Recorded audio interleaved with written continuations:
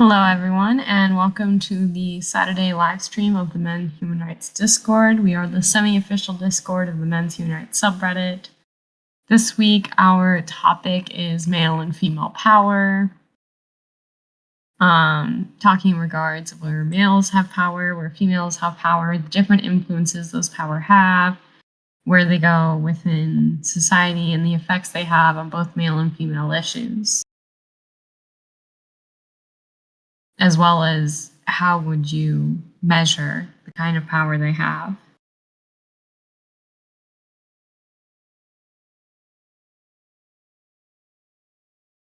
So just to give sort of a brief idea, and of course we can argue this further on, which is it's sort of the brief idea that male power comes more within the forms of position and status, and the idea that they get higher positions, especially maybe in like the government. Female power is more so influential in points of just determining societal norms. They have a lot of going around the sort of pass by word. That's the kind of power that females have, is they can influence many people through just speaking a lot. They help with choosing societal norms. They help with a lot of societal movement, a lot of changes throughout history in society. But they have less status and position. A variety is the spice of life. We happen to agree. Moving ovens are Yeah, that was weird. It was almost in. It almost matched up with what you were saying, though. Almost. But, like you were saying. Basically, men tend to have visible power in that they tend to be leaders of countries, and so on and so forth. But women tend to be the ones who influence those leaders. They tend to be the ones who are. I mean, it's a truism in politics that you don't really pitch your campaign towards men. You pitch it towards women. And if you have to throw men under the bus to do that, you do. And this is why you will see every single politician has a page on their website. It doesn't matter who they are. It could be Biden or Trump or Hillary or whatever. They'll have a page on their campaign website solely dedicated to women's issues, and there will be no page dedicated to men's issues. And in fact, their entire campaign may just be women's issues. They will pitch education issues towards mothers. They will they will appeal to fear, like female fears. I'll make the streets safer and things like that. And they will essentially just be looking at the women the whole time. And this is probably a good strategy because women seem to decide the vote from what I've heard. They seem to have the majority voting advantage. So, that voting isn't really where women's power ends. It's women's power covers everything. It's more diffuse than male power. It's less obvious, but it is very, very potent, and in fact it's a lot more direct in some ways. For example, a woman has the power to destroy a man just outright, very easily, in any society, and it's kind of scary how easy it is. Whereas men tend to be more like they'll be the public figures and they will denounce somebody in public, but it's more in the sense of this is my political enemy, but the political enemy can push back against that. When you destroy someone, you take away their ability to push back. You make them a pariah, a social pariah, and you make it so people don't want to listen to them. Like, who wants to listen to the Nazi or the deviant, or the murderer or the robber or whatever? It is very, very destructive. I mean, when I was in secondary school, I actually toyed with the idea of doing stuff like this for a little while, and I found out very quickly that it is incredibly powerful. I didn't do it more than once, and I regret doing it, but it's shockingly powerful. And if you don't have any physical power, then it's the kind of thing you do. You use trickery, you use malice, you use anything you can. And you can also turn this in a positive way. You can spread positive rumours about people, something people forget. You can twist the social group towards a particular thing or away from a particular thing. And women are very adept at this in ways that men just aren't. Men, when they try and do this sort of stuff, they'll stand up on a podium and they'll declare it to the world. And the world then can then take it or accept it. But when women do it, it tends to be more that they'll infect public understanding from the bottom up, and it will just spread that way. Like, this is why feminist groups want to control the narrative and things like that. They're working on the principle that it doesn't matter what's true, it matters what people think the story is.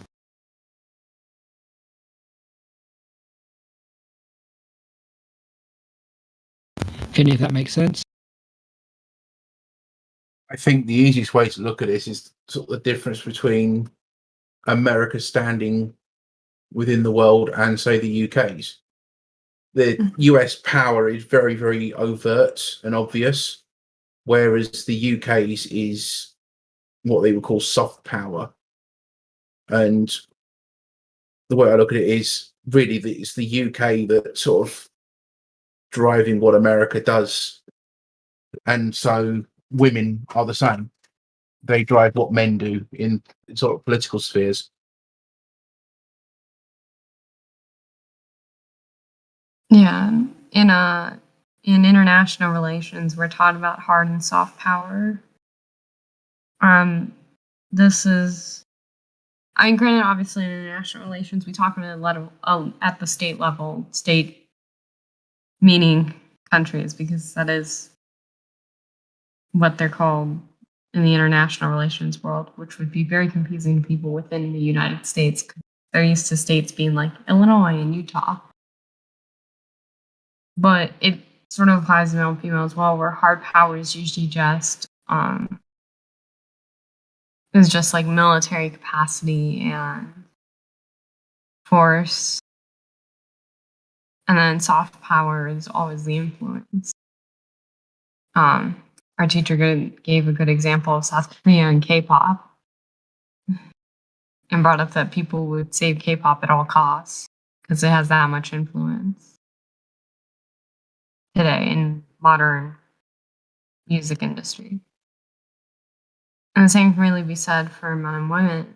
You know, the biggest problem with patriarchy theory is that it doesn't address the fact that although it is true that men hold higher positions within the government and within many seats of power, their influence comes from their female counterparts.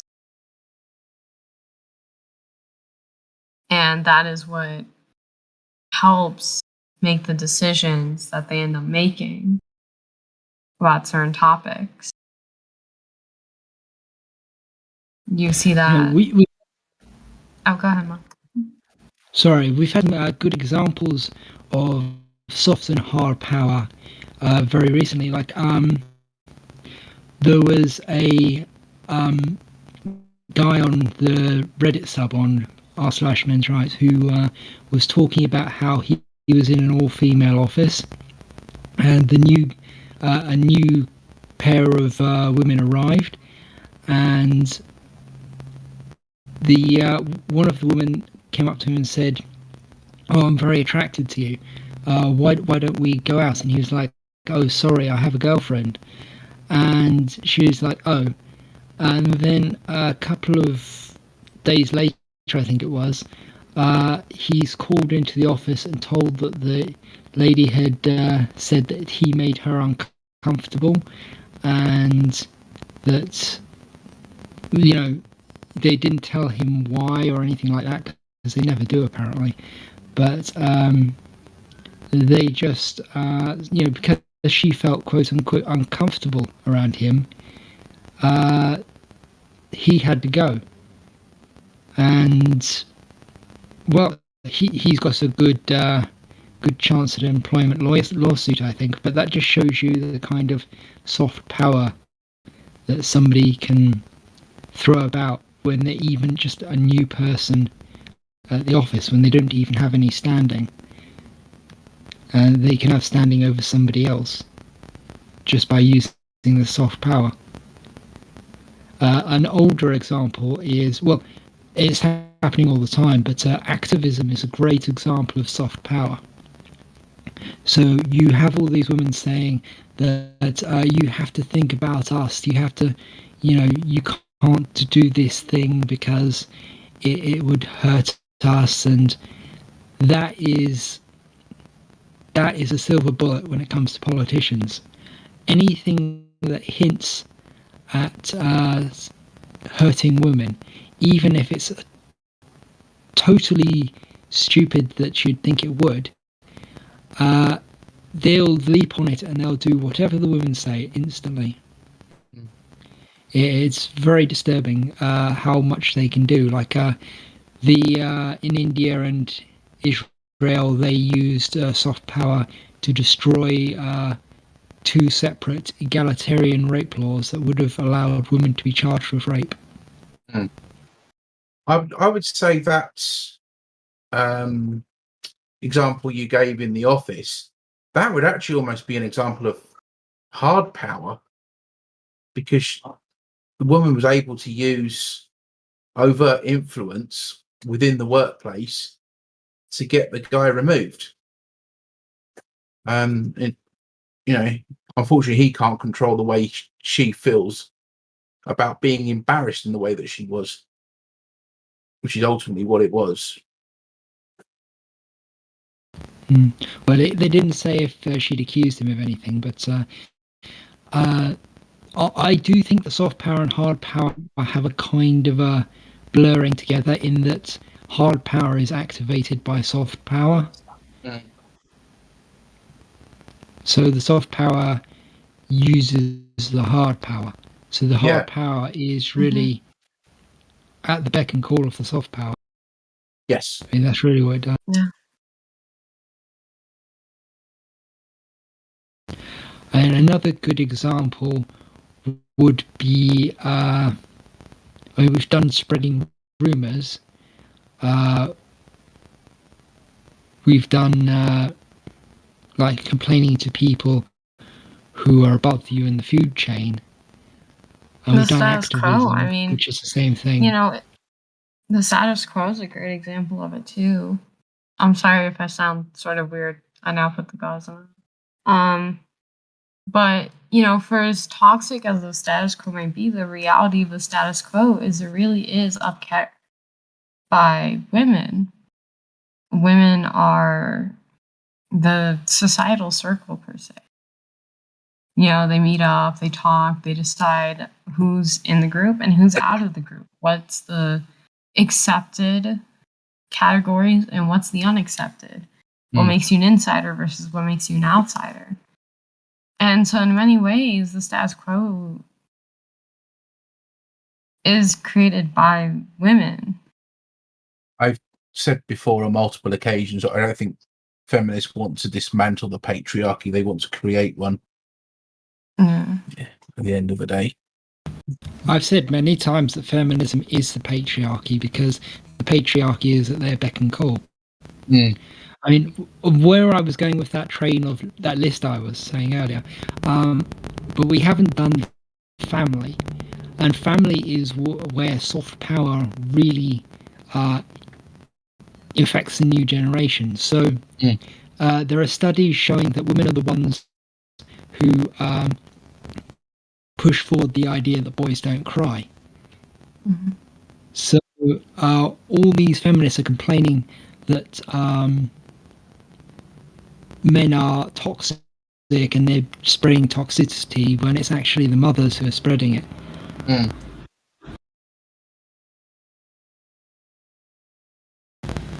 And another example would be the media. The media has an awful lot of soft power that goes completely unacknowledged. All they have to do is print an article saying something, and then you can cite it on Wikipedia. Like, it doesn't matter how untrue it is. Like, you put an article on there, it can go on Wikipedia. And a lot of these journalists use this, they've been using it to shape the narrative around Johnny Depp. You see, if there was no media, no old school media, then all the people online would have realised very quickly that Johnny Depp is innocent and Amber Heard is a scummy abuser. But because the media is creating article after citable article, spinning everything that happens and twisting it and subtly changing what's going on and leaving out the entire half of the story that tells the truth, you end up having a completely different outlook on their story. That's why people go around Twitter saying that, yeah, but she won 2 million as well. Mhm. I mean, it doesn't I mean, you matter also that. have to look, journalism in the current day and age, I think right now in 2022, the current status, 53% of journalists are women, especially in the field. Well, in the fields of internet journalism, and print journalism, and they're still below in like TV, but especially in like internet, social media, and print, women are currently the higher population of journalists. Yeah, there's a thing a little while ago about feminists getting angry that film critics were mostly male. But it's like, just go online and make videos about films. You know, you don't even need a camera. You can just put stock images up. It's so crazy easy. All you need is a microphone. And this is the thing I don't really understand with the whole identity politics thing, is this thought that just because you are a certain type of person that you're going to think a certain way, which is, complete nonsense. You just look at the rubbish coming out of Hollywood these days. It's all very much woke, left-wing tripe, basically. It's the best way I can describe it. And I can think of maybe one really, really well-written female character in the movies in the last God knows how many years, and that was in the latest Ghostbusters film.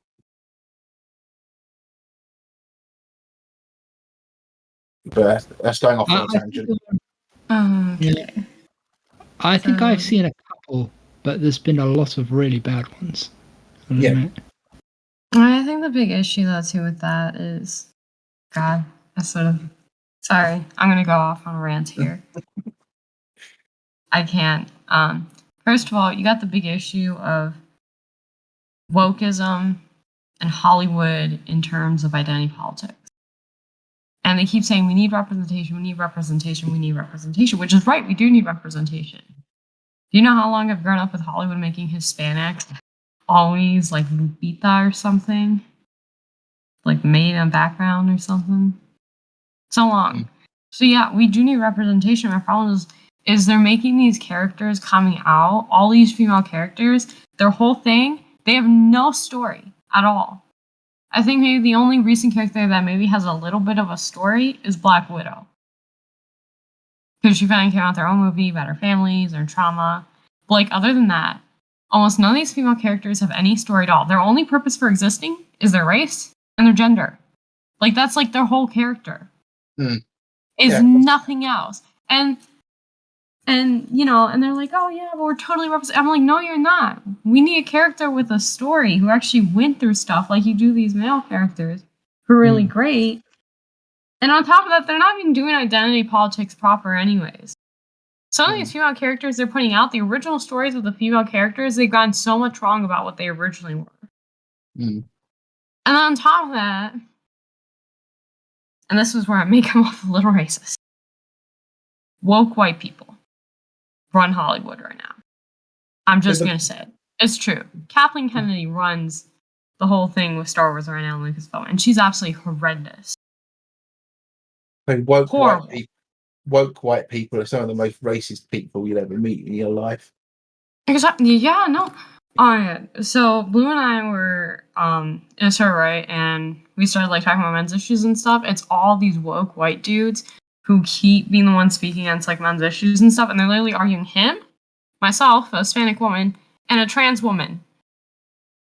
And they're the ones trying to tell the trans woman and I that we need to focus on women, LGBT issues first, and men's stuff can be taken out way later in the line because we've been oppressed for so long. I'm here like, you're talking to the people you're referencing. Yeah. You think we don't know? Like, we know. And I think their problem is that they have a certain way they want to take care of things, and we don't take care of it that way. And they don't like that we don't take care of it their way. Yeah. I mean, honestly, that's what it seems like. My mother, she's like, you freaking show them through your actions. And that's what I do. I show it through my actions that I solve those issues. Not through just going out and complaining on social media, making a big deal and making unfair laws and whatever else. It's like woke white people cannot accept this at all. They're like, no. It's just they're racist, they're they're homophobic, they're this, that. It's yay. Yeah, I'm like, the only person I see homophobic and racist here is you because you can't accept that we have a certain culture and a certain way of doing things that just happen not to be your way. Yeah. This is really the problem with representation as a buzzword, is that what it means is let's rubber stamp a few of these people into things, and then that will make us our feelings that we're actually racist go away a bit. Like, this is what they're doing. They're projecting. They're stamping a few just black people, gay people, whatever into their things, and then they'll kill them off because they don't actually like these groups. They're just virtue signaling. Yeah. And they won't give them any character. It's like The Walking Dead.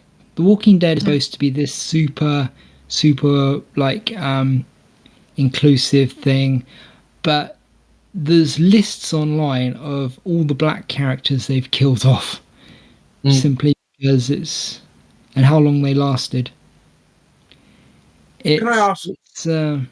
Talking about all this sort of representation stuff and what have you, Mark, are you old enough to remember the advert that used to be on telly, which was, I can't remember what it was for, but it was like in a suburban side street, and you had all these sort of different groups of people or what have you, and then the last one, I think, was a coloured guy, and his line literally in the advert was, "And I'm the token black man." It's exactly what you're just referring to. I don't remember that, but I do remember them doing that on South Park. Yeah. Where they literally call the black kid token. And then his parents are like, "Excuse me, we just like Lord of the Rings, thank you very much." It's quite amusing. But Token's actually a very nice name. But anyway,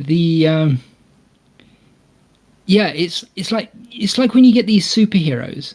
Like, you've got all these male superheroes, and then they'll take that superhero, they'll put a woman in their costume, they'll say, "Yeah, I don't need a man, this suit will be perfect when it fits a woman," and stuff like that. That's an actual line out of Batwoman. And they'll scorn men and they'll all this, but they're stealing male characters and then twisting them because they just don't have anything of their own. And they're like, it is so patronizing. It's like when they made. It's like when they take an established character and make them gay. It's like if that wasn't coded originally, like if there wasn't originally, if they were originally coded as gay and then they come out, that's fine. But if they're going back 30 years and they're taking a character and they're saying this character is now gay, then it's just like, yeah, you're trying to, like, you're just patting people on the head. That's all you're doing. I don't know if you've seen it, Ma, but do you know the musical Heathers? By any chance? No, I Okay. don't know musicals.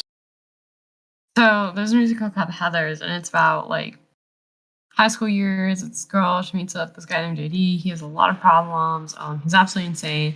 And there's these three main girls known as the Heathers. Heather 1, 2, and 3. They did a movie of it in the 80s, and it was really good. They did a revival movie about 3 years ago, I think now. And I'm telling you, that movie, I swear, is the example of everything wrong with wokeism. Because first of all, the Heathers now are suddenly, let me think about this. So one of them, the Heathers in the original movie, these three skinny, super privileged, I know some people don't like the word, but it's really true. Like these rich parents are both lawyers, like white girls. I've never seen this film, but I'm going to make a guess here. They made them all black lesbians. One is a body positive influencer. One is a gay male. And one is a straight femboy. Okay, I did not expect that, at least. That's not where I thought you were going to go with that. But that's very interesting, because aren't they supposed to... It sounds a lot like they're the bad guys. Or at least the as bad a guy as you can get in a school setting. Yeah. And they're all like entitled and terrible. Yeah, that sounds very... Or no, one's so demeaning. there's a gay guy, body positive influencer, and then the third one's like a lesbian girl or something. It's... I thought people link. Sure, this isn't like a closet satire. It sounds like a closet satire. Not. It's the actual official, like... So it's labeled a comedy, but they still consider like the official remake just quote unquote funnier. Like, oh god, it's so bad. It's just really, really bad. They considered the feminist remake of Ghostbusters funny, didn't they? Went down like a lead. What's it? Hey, Mark, I've put that. I found the advert on YouTube on YouTube that I was telling you about, and it's from the very end of the 90s.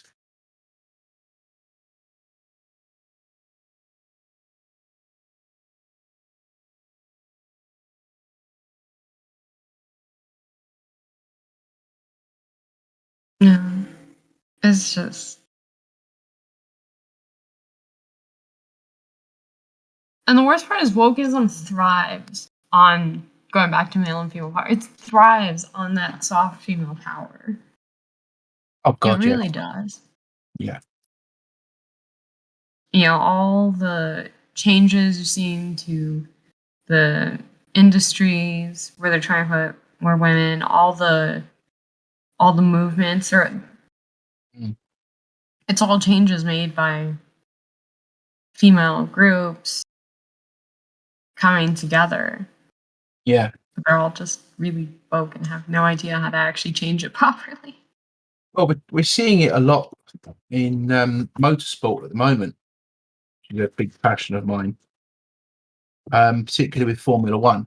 And everyone's banging on, oh, we need more women in Formula One. We need more women drivers in Formula One. And the question is, why? Mm-hmm. What is the fact that they're a woman going to change anything? Yeah. It's not at the end of the day. And in reality, Formula One as a branch of motorsport doesn't actually give two what's it's about having women drivers at the end of the day, because not a single one of them are being put through their junior careers by any of the Formula One teams, which is what has happened with a lot of the guys that are at the top winning races and the championships and what have you. So it goes back to this whole thing of just virtue signaling. Look at us, we're so good. Mm-hmm. They're not actually solving the problems, they're just making themselves feel better.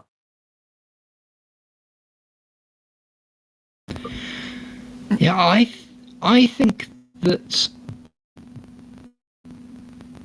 Well, I lost my train of thought there. Sorry. I mean, I think that we really just need to point and laugh with this stuff.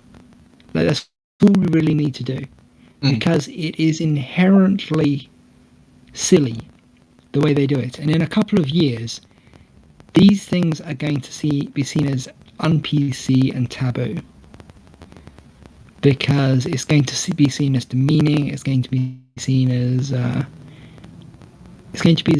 way tokenism was before, because it's just another flavour of tokenism, and I don't know how people aren't cottoning onto this, because I cottoned onto it as soon as it started happening. I was like, hey, they're making a female 4. Why are they making a female 4 instead of a completely different female Asgardian? Like, why couldn't they have done like it's an entire culture? How come it can't produce more than one person? Yeah, because unfortunately, the people that are writing this stuff don't know how to write anything new, basically. And I also think there is a slight cultural issue where if you try to write a new character from the same place, it's just going to get compared. And so something that maybe is attempting to be new and isn't woke in inverted commas is going to get labeled as such. Mm-hmm. Which is why I said earlier on that there's only really been one female character in the last few years that I can think of that was well written. And that was one of the young girls in the new Ghostbusters film. I thought it was a wonderful character. Absolutely superb. One of the best written female characters I've seen in the movies for a very long time. There's actually only one exception I've ever seen. It's not even a complete exception, but one exception I've seen to the whole woke thing, and that is the Spider-Man multiverse thing, where they have the Black Spider-Man movie, and that works because it's actually good, and he's a different character. He's not actually Spider-Man, he's actually a Spider-Man fanboy, and he's in his own separate universe, and so he's not taking over from Spider-Man. He's not unseating him or anything. He's just in his own super special area, and his thing is having crossovers with other multiverse stuff, and so they can have Auntie May as Spider-Man. They can have that's ridiculously funny. They can have all sorts of things, and it doesn't actually impact the main Spider-Man story. And so they can do that stuff, but at the same time it is still rife with stereotypes and things like that. So we've got the gay Spider-Man who's a fashion designer, and he looks like what would happen if you got an Art Nouveau artist to draw the most offensive gay stereotype they possibly could. It's really bad. He's a fashion designer. Sorry, Mama. I Go on. think like the issue with like gay people too in like the movies is for some reason they always have to make them so feminine, and gay people are not always feminine. I mean, if you want a good example of what I think is like a masculine gay person, Freddie Mercury, the most famous singer, hopefully still known to people. I don't know. Recently, when my brother's class, someone didn't know who he was. It was remarkable. I think Freddie might be a slightly poor example because he's certainly in interviews I've seen of him from the time, he was pretty sort of camp, as it were. He No, was he was camp, but he still had, you know, like a masculine part to him I that think he still like celebrated and that you would see out loud. yeah, I And think he was actually bisexual, wasn't he? Because he was at one point engaged to a woman Mhm. with whom he left everything to. yeah, Yeah, I can see. Or is it nice though? Yeah. but I would say he's a great Sorry, example of it. listen, guys. I really don't want to interrupt, but look at the text channel, and we just caught that 10 seconds ago. So I just caught lunch. So fish is in the boat.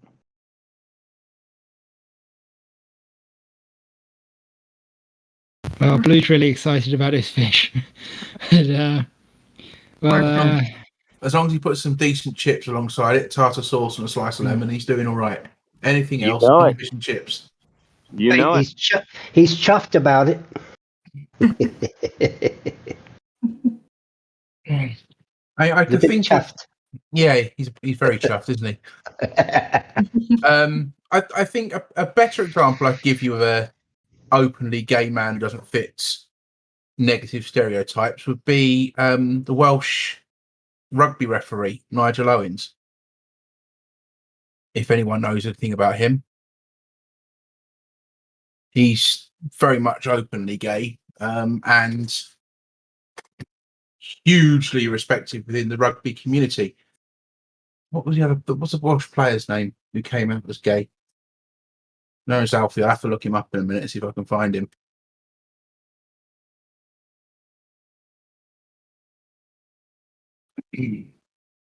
So yeah, You know, though, it seems like, at least in art, entertainment, pop culture, if there's a focus at all on a more masculine gay man, at least, then, you know, it's just to point out that, you know, he's still flamboyant and in your face.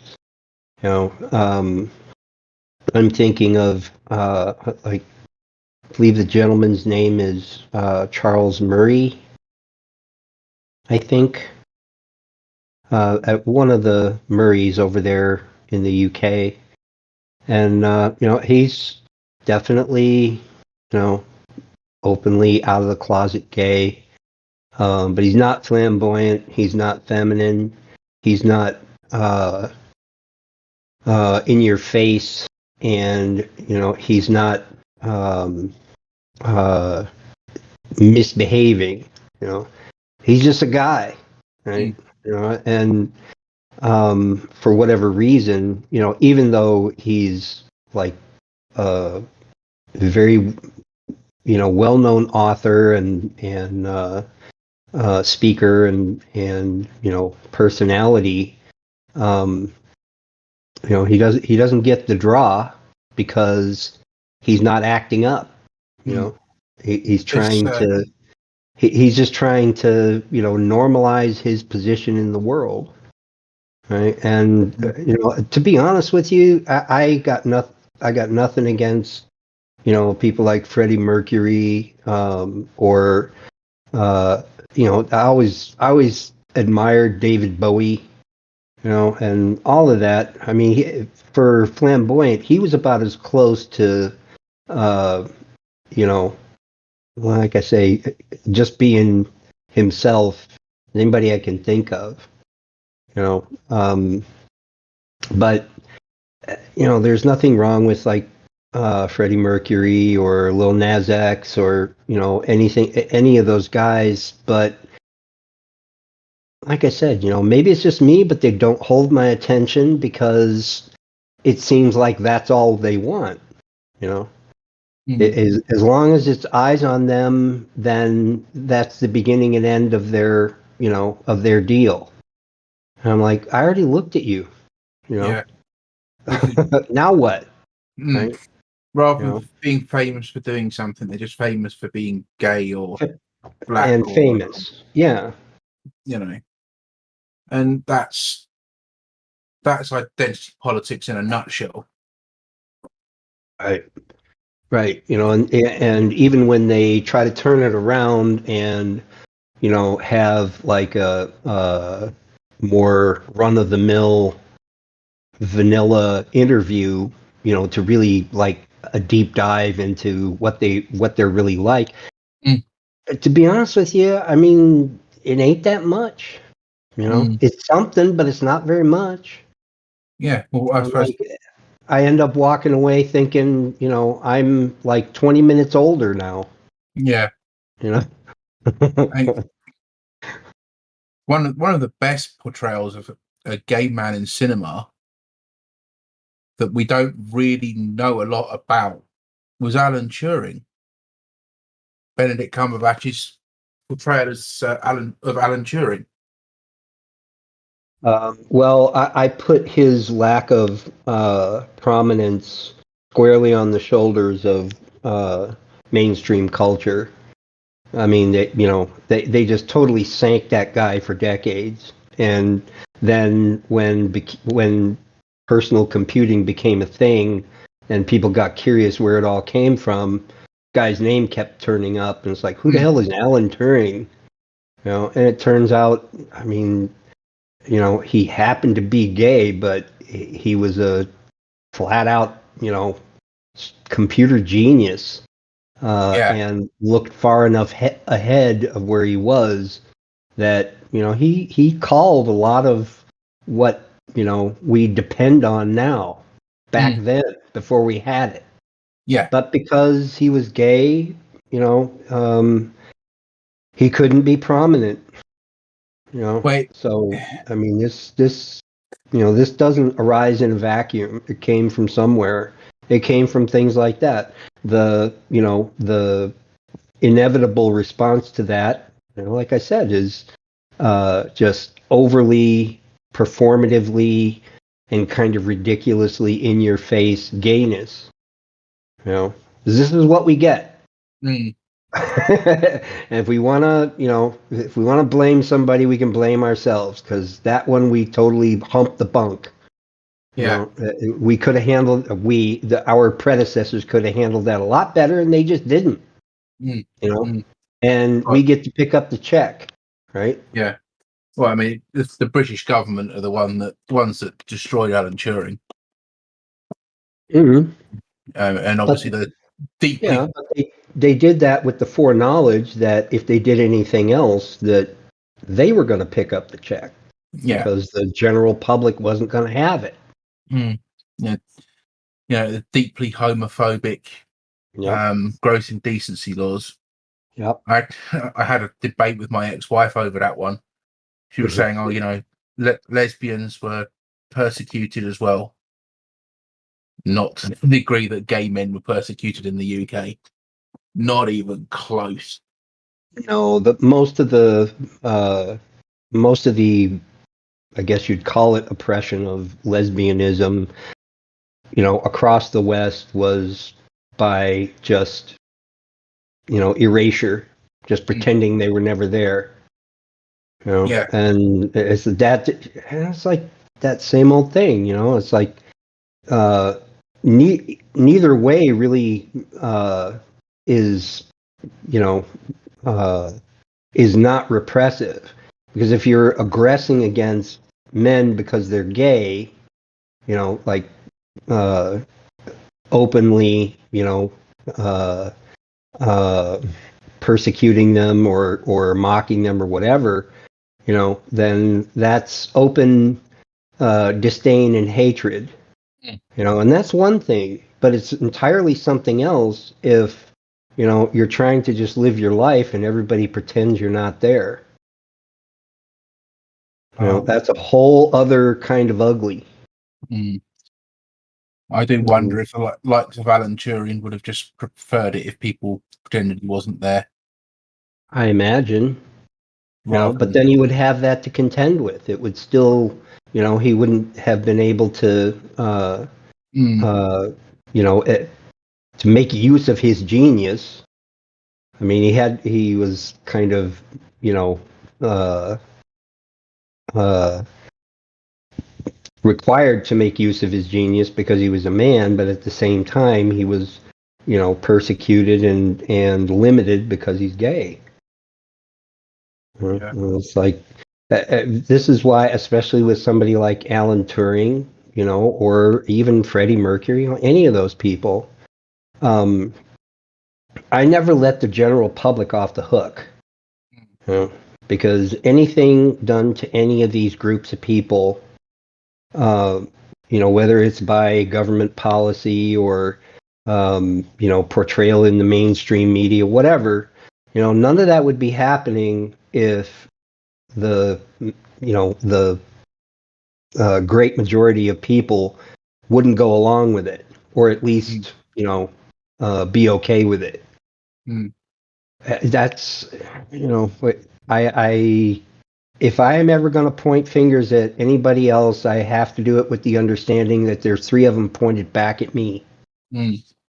You know, there's rules to this. I mean, you know, half the stuff that now we're facing, you know, that we're having to deal with, okay, we would never have had to deal with it if the general population wasn't completely okay with it. Mm. You know, in America, it gave rise to things like a family court system that is, you know, brought back debtor's prison. You know? I mean, didn't you guys over there on that side of the pond kind of square that away about 500-600 years ago? That is prisons. Yeah. And now they're back. You know? Yeah. Yeah. You know, I mean, you say what you want about, you know, British common law and the Magna Carta, but they had some good ideas. One of them was it's a bad idea to put somebody in prison because they owe money. Mm. You know, because then they can't make no money, Yeah. and everybody else has to pay for them to be in prison. You see what kind of a Yeah. math problem that is? Oh, yeah, Yeah. definitely. Definitely. So, Unfortunately, I think the United States has got that one even worse than we had it. yeah, yeah, And you can't make people over there see sense. no, right. It's people. Mm. You know, in a lot of the conversations that we all have, you know, there just isn't enough emphasis on the idea that, you know, anything we're disappointed or limited or oppressed by that comes from some particular institution or some particular industry or whatever, is that institution's or industry's response to what the majority, you know, is either A, willing to put up with, or B, actively pursuing. Mm. You know? Yeah. It's like I don't, you know, I don't like approve of that, and I don't accept it without, you know, I don't accept it in silence anyway. Mm. You know? Yeah. But I suppose another example of the theme of the talk for today is that ultimately it's women that control the narrative around things like child support. Is another example of soft power, and they've got enough men that will go along with whatever it is they're saying. And to be honest with you, you know, from, you know, my distant and lofty perch, I think that's a good idea, because some people learn everything the hard way, you know. And until all of that comes home to roost, and the at least noticeable minority of men start living like I do, then yeah, they're gonna keep controlling that narrative. It's something that's been presented for them to do, that they can continue to do because no one's calling them on it. There's no consequence. But when there's a consequence, when they say, well, because we have unilateral control over this whole thing, everything is falling apart. And, I'm not only ruining my own life, but I'm ruining the lives of these children. They'll say, well, maybe that was a bad idea. Yeah. But right now they think it's brilliant. Yes. And like I said, it's a matter of, demonstration. It has to be proven that this is unsustainable. yes.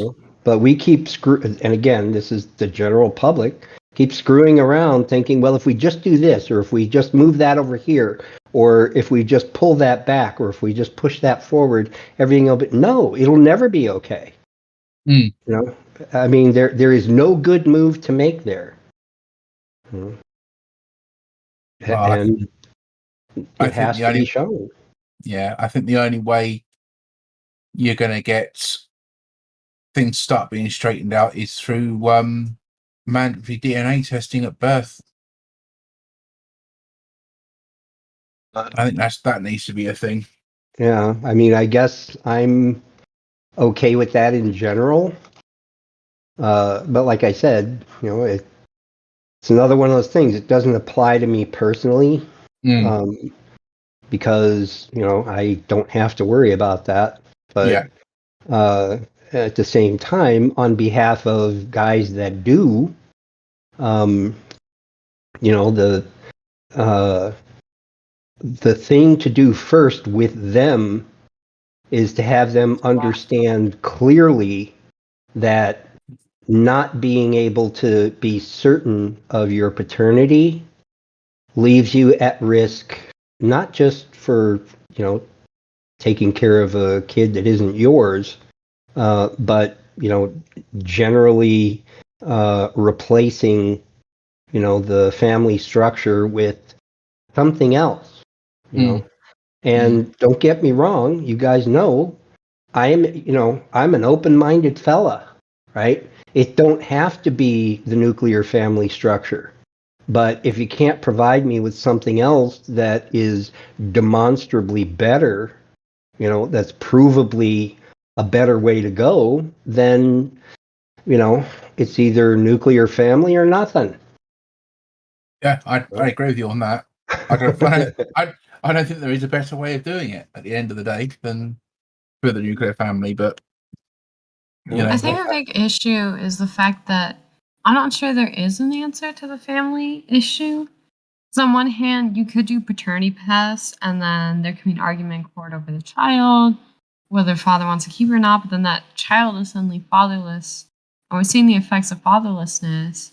But there's also the issue of it's unfair to force a father to take care of a child that's not his. And then you have the problem too, I don't know if you have this in the UK, but in the States here, Mike, we have in many states a law that if you're married to the woman, even if the child's not yours, you have to take care of it because you're married to her.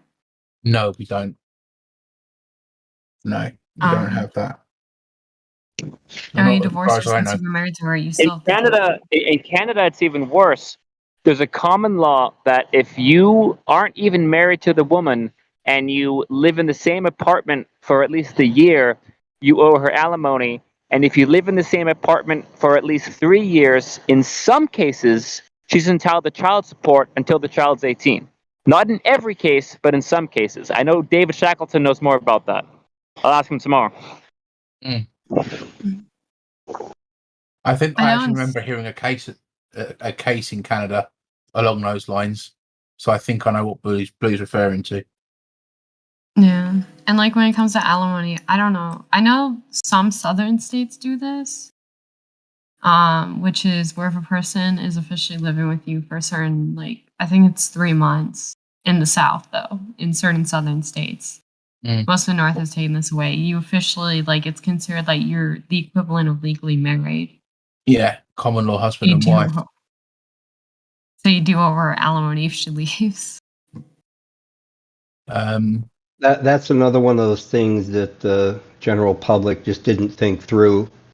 You know, they said, well, we want to maintain the prominence of the nuclear family. So if these kids start living together for 3 months or more, they're just married, and just without a single thought in their head about, what that might mean down the road. Mhm. And so now we have what we have, Yeah. If those states' populations had stood up and said, we're not going to do it like that, and if you try to make it like that, you're going to be looking for a job in a couple of years, then they wouldn't have that, but they do. And it's like, they're overly dependent on their political leaders, just like most places. And they assume those people know best and are incentivized to do best. And nothing could be further from the truth. They're incentivized to keep and hold power. And that's the beginning and end of it. And it shows up in all kinds of places, like common law marriage and family court and disparate child custody and support issues that, again, an alien from another planet would take one look at that and say, this is not a sentient species. This is a bunch of grubbing animals. And they'd be right. They would. And there's a troubling new talking point emerging. And I shared it around the subreddit and the Discord, and not everyone agrees, but I've done some digging on social media, and it's not super common, but it's beginning to pop up. Some feminists are now saying that boys, like children as young as 8, 9, or 10, are less at risk of abuse than girls because, quote, those boys will grow up to men and be able to retaliate.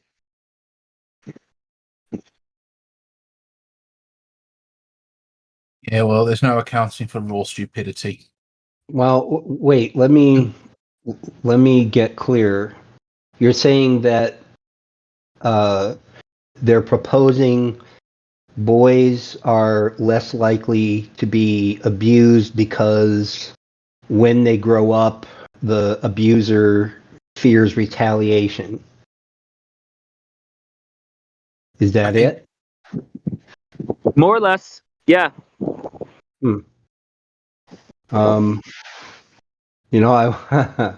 I wonder if that's entirely impossible. Considering the current breakdown in social order and the precarious nature of law enforcement, I don't know. If I was routinely abused and figured there was not going to be any, consequences once I grew up, what exactly would be stopping me from taking revenge? That's dangerous. I know, but it is very. But that's the proposal. This is what these people are saying. Well, that would be like. Saying a woman can't be abused because she can grab a knife or similar and kill her abuser. Yeah, there's a million holes in their hypothesis already, but like I said, it bears examination, because as you all know, I was routinely abused as a child, but I understood from the very beginning that ultimately there would be nothing I could do about it because, we we have lived in a society with, laws and all that good stuff. They just weren't, designed to do very much for me. Right? But what if that part went away? Well, It would be the Hunger Games, wouldn't it? well, eventually, I mean, it would like turn out that way, but it would take time. And in the meantime, there would be a lot of blood.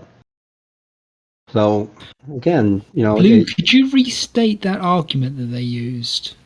Can you just restate it in a couple of different variations that you've heard or something like that? Because I'm struggling to I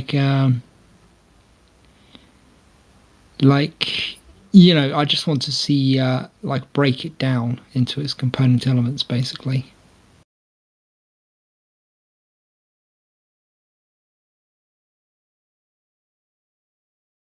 And he's fallen in a lake, everyone.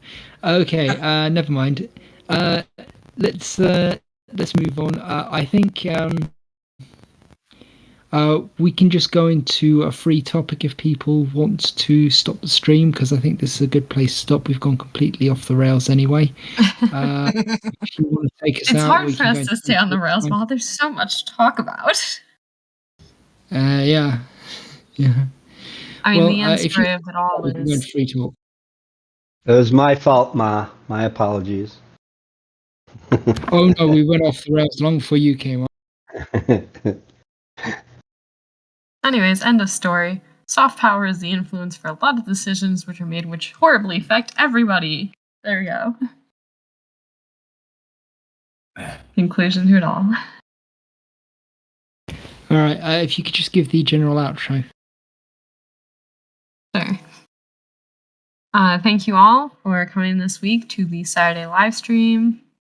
We are here currently every Saturday at 9 a.m. Central Time, 10 a.m. Eastern, 3 p.m. UK. We always love hearing what you have to say. If you ever have topics that you want to recommend, you can message Ma, you can message Blue, myself. We will be more than happy to try and put the topic up. And we will see you all next week. Thank you all for coming again.